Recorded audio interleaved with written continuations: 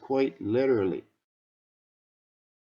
Of course, I'm showing up on scene on a regular basis, parents giving their live children chest compressions when they should be getting rescue breathing.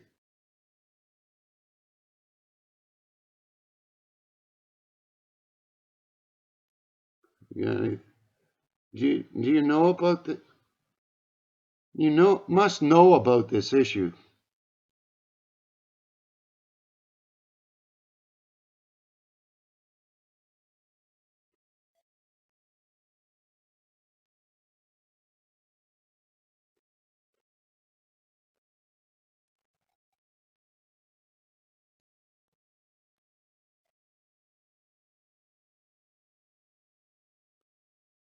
Yeah, I know.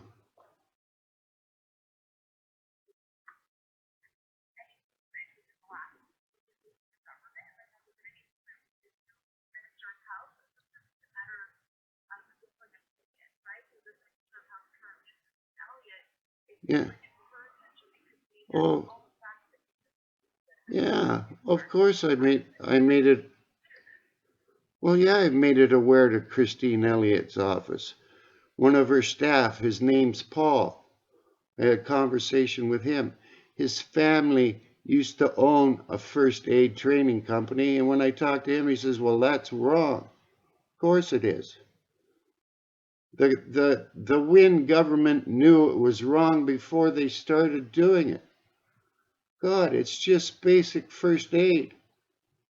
The person's comatose, hypoventilatory, cyanotic, Cheyne-Stokes respiration, meiosis. All that proves your heart's beating. You need air ASAP. They overdose over 1 million people around the world per day for surgery using many different substances, including opioids. The only thing keeping you alive during surgery is ventilations. They're not pounding on your chest.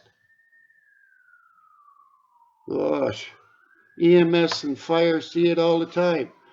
EMS, like there's over 1 million people in Ontario taken to hospital and given oxygen.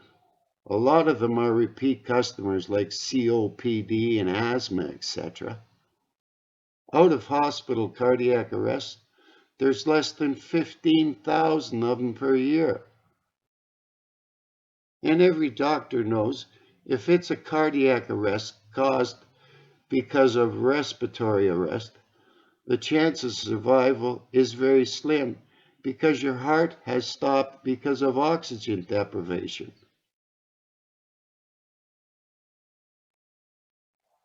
I don't know. And it all started September 2011 from Toronto Public Health. And they've been taking it across the country. New Brunswick, the Yukon, and BC still teach start with rescue breathing, then you may give naloxone and continue rescue breathing. They've got overdose prevention sites in this province. They're only the 67% of the time they're just giving oxygen. Rescue breathing's the same effect. And they're not giving any naloxone. And naloxone doesn't always work. At the overdose prevention sites, it's like 20% of the time, it's not working. They got to call EMS because of polydrug overdose. When you're oxygen starved, it can cause non-ketonic hypoglycemia, which is it'll put you in a coma. It's diabetic coma because of oxygen deprivation. And every second you're withholding air from someone, they can get what is called pulmonary edema. That'll kill you. It's utter nonsense. And I watch everyone make themselves physically and emotionally ill. These are registered nurses giving out these instructions. And they know it's wrong. Bad boss. A nurse's sacred duty is to report things like this, not just follow orders.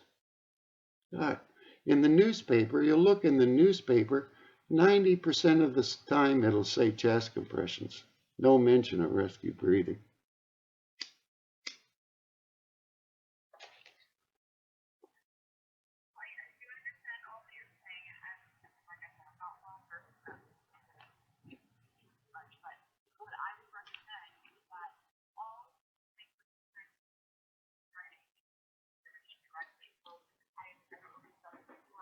Oh, I've done it lots of times, and I get nonsense letters back from the ministry. Doug Ford knows me.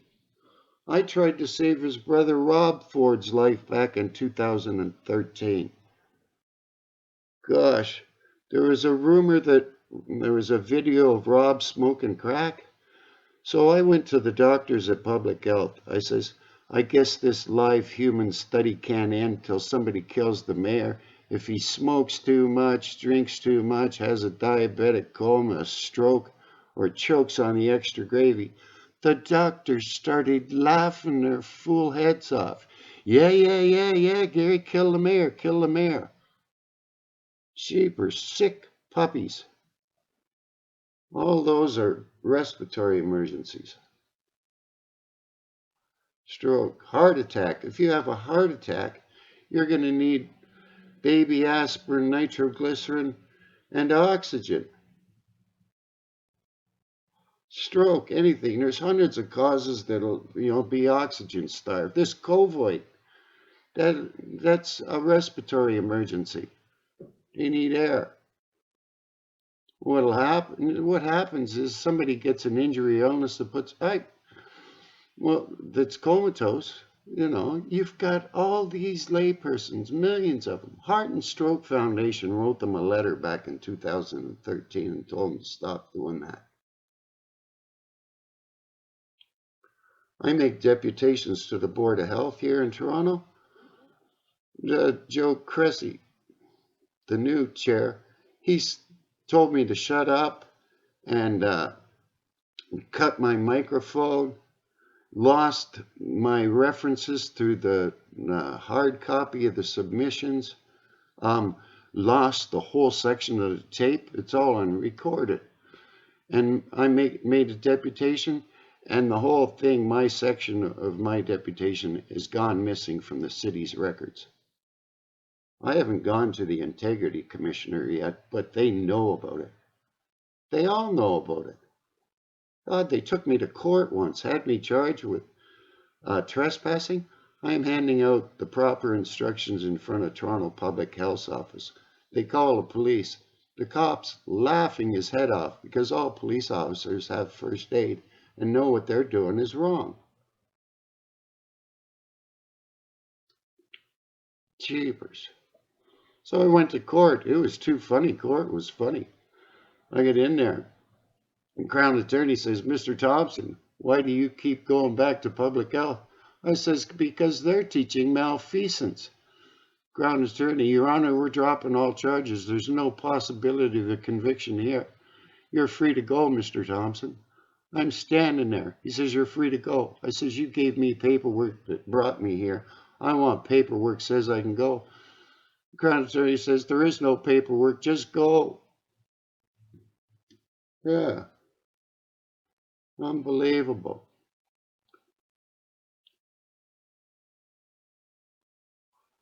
And I've been...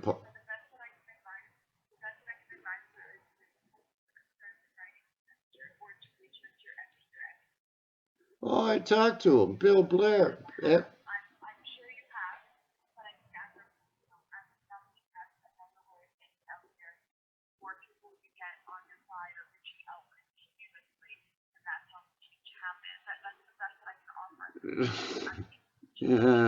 the word's out there. They all know about it.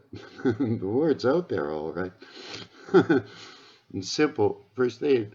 I know when I took the training, I said, "Say what?"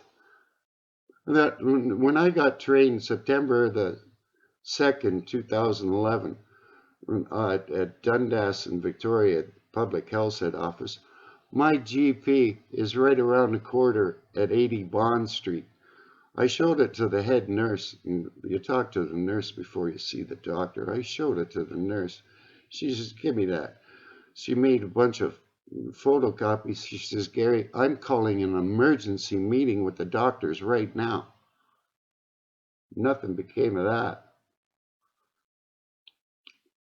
Jeepers. In writing.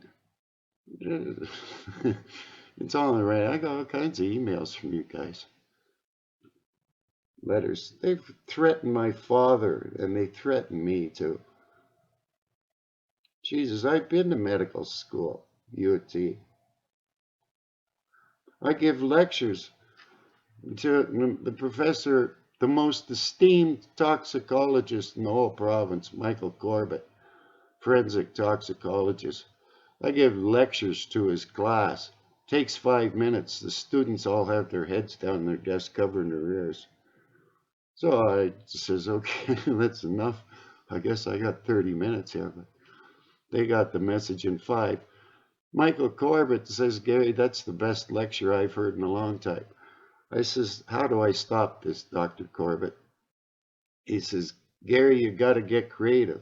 I pull out 50 cents out of my pocket. I says, here, maybe you should make a phone call, save your own life. Is that creative enough for you? Jeepers. Everybody's afraid. You know, it's workplace harassment and bullying. And getting nurses to teach this. I got a job. They make me teach the wrong instructions. Anyway, it could happen to you. I don't know why everyone isn't concerned. You know, in a car accident, get knocked unconscious. Anyway, it was nice talking to you. Your name again was?